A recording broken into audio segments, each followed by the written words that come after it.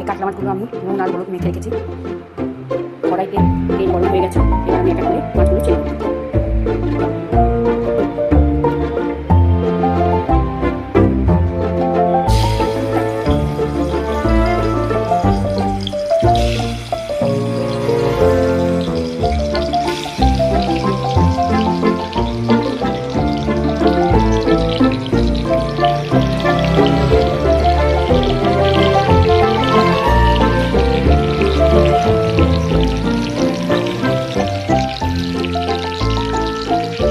মাছগুলো ভাজা হয়ে গেছে, এবার আমি কড়াইতে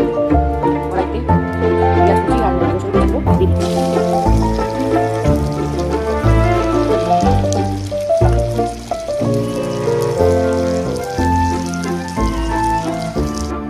এখানে হলুদ বাটা, জিরে বাটা, ধনে বাটা, আদা বাটা, লঙ্কা বাটা সব দেওয়া আছে। আমি এটা ভেজে রেখেছি মশলাটা সম্পূর্ণ।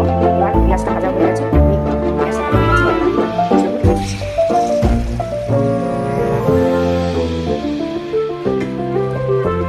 ভালো করে কষাতে থাকবো। এখানে 1 টমেটো গ্রেট করে রেখেছিলাম, সেটা আমি এবার দিয়ে দিচ্ছি।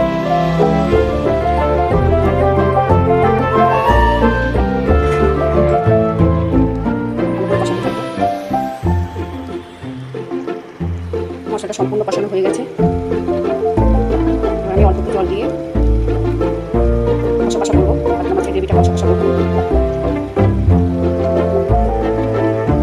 কাতলা মাছের গ্রেভিটা ভালো মতন তৈরি হয়ে গেছে, স্বাদ মতন নুন মিষ্টি দিয়ে দিয়েছি। আমি কষা কষা করে রাখছি, কারণ বেশি ঝোল রাখিনি।